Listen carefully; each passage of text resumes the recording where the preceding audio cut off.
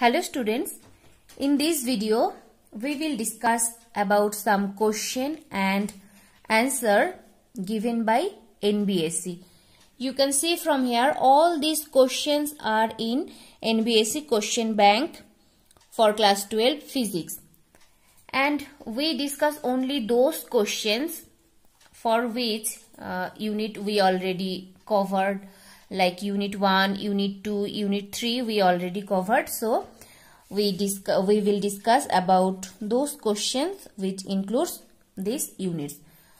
So the question number 1, or the first question, is a stationary charge produces option A an electric field only, option B a magnetic field only, option C both electric and magnetic field, option D electromagnetic waves. So the right answer is an electric field only. Clear? Now the question number 2, 3 resistances each of 4 ohm are connected to form a triangle. The resistance between any two terminal is, for this we need calculation. So I am drawing here the diagram. So 3 resistance, suppose this is resistance 1 and this is resistance 2, so form a triangle, and this is resistance 3.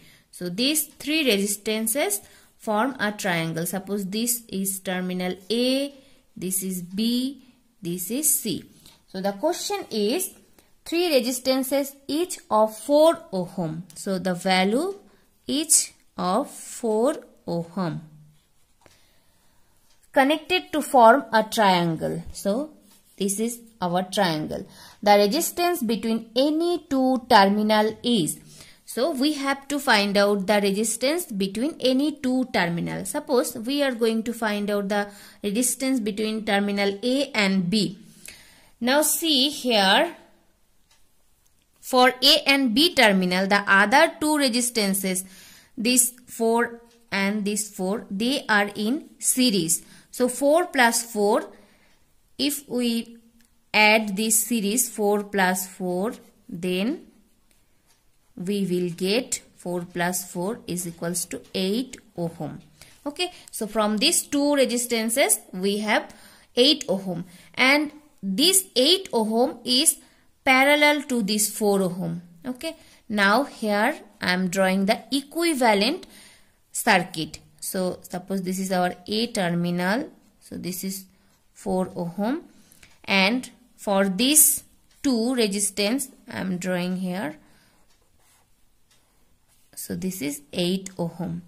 So now this 4 ohm and 8 ohm are in parallel combination or parallel connection.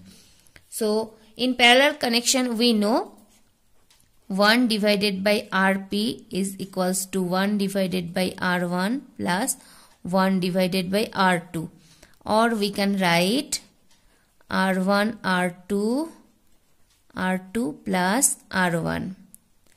So 1 divided by Rp, or Rp is equals to, we can write R1 R2 divided by R1 plus R2. So here R1 means 4 and R2 means 8 ohm. So our equivalent resistance, so Rp is equals to R1 means 4 into R2 8, R1 means again 4 plus R2 means 8.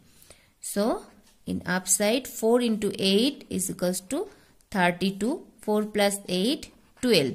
So if we cut this with 4, so 3 and this 8. So the answer is 8 by 3 ohm. Clear?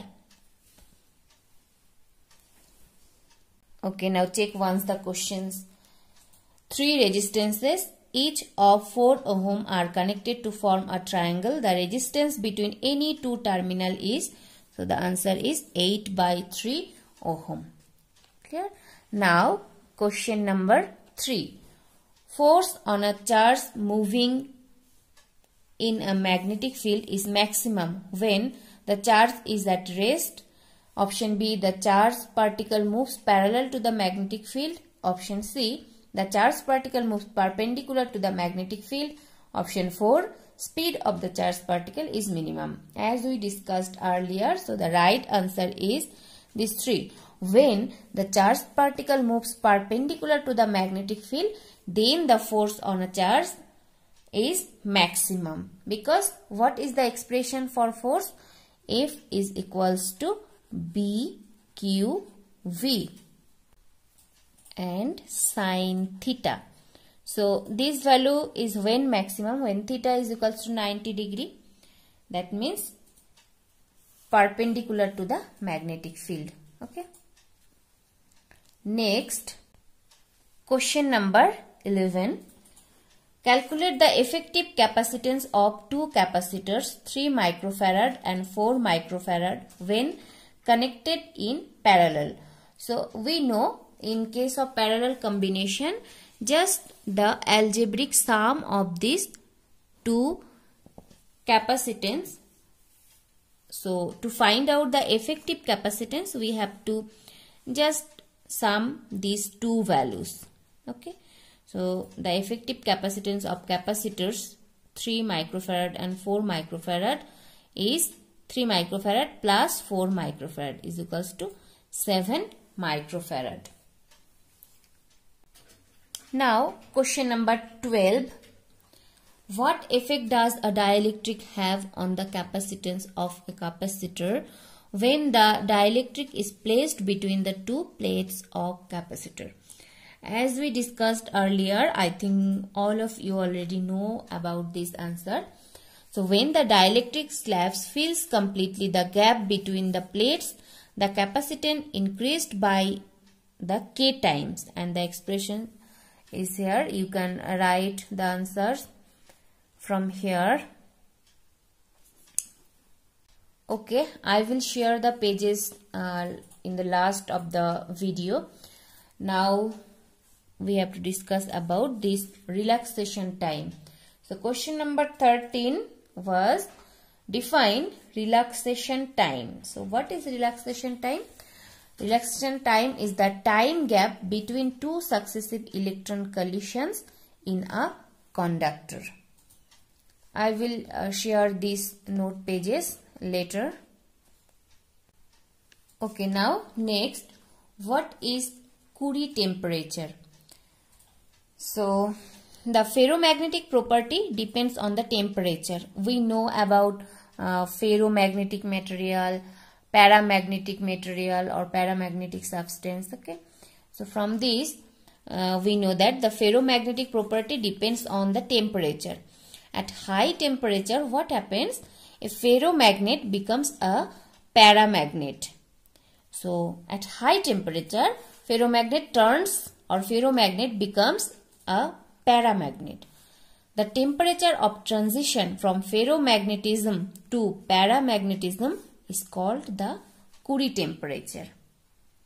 Clear? And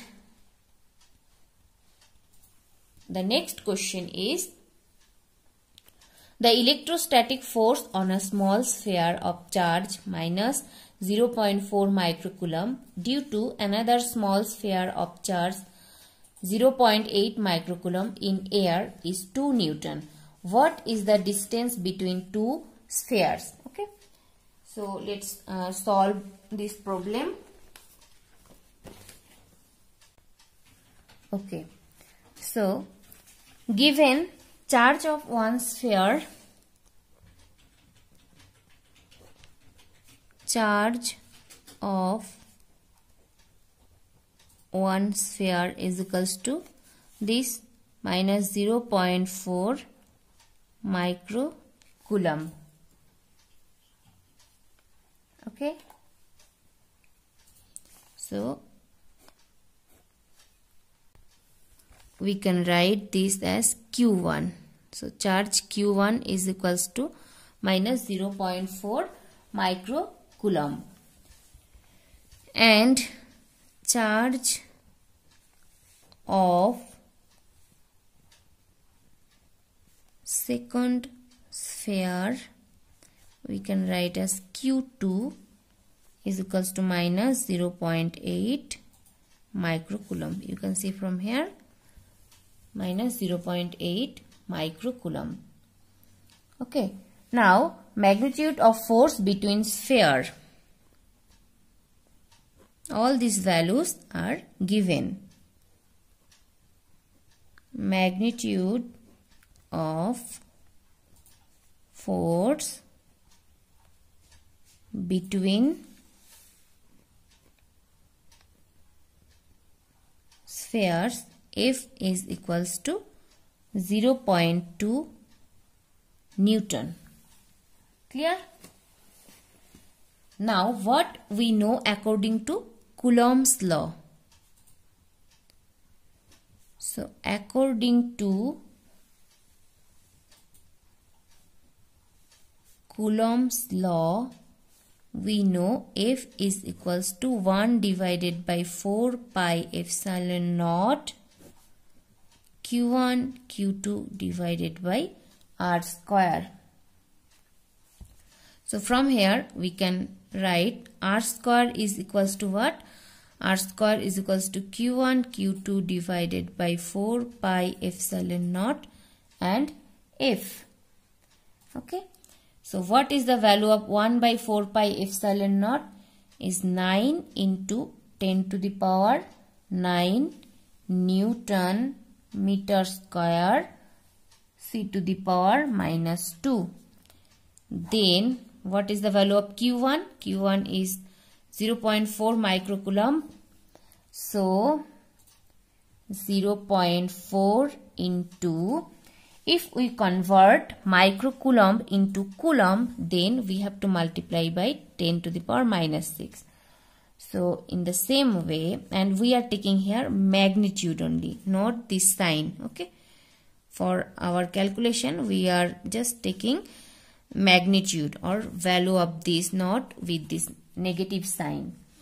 So here also we will get 0.8 into 10 to the power minus 6 coulomb, magnitude only. And what is the value of F? F is 2 Newton, 0.2 Newton. Okay.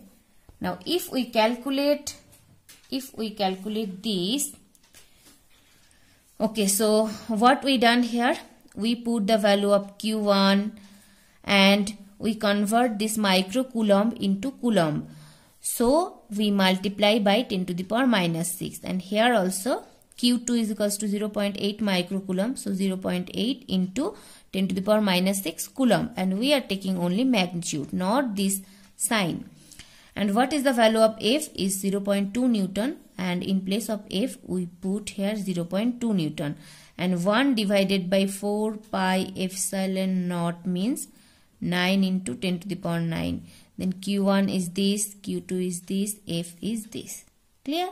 Now if we calculate this or simplify this, we will get R squared is equals to 144 into 10 to the power minus 4 meter square. From here we can write R is equals to 12 into 10 to the power minus 2 meter. Okay. Or if we convert this into centimeter, then we will get 12 centimeter. So this is our answer for this mathematical problem.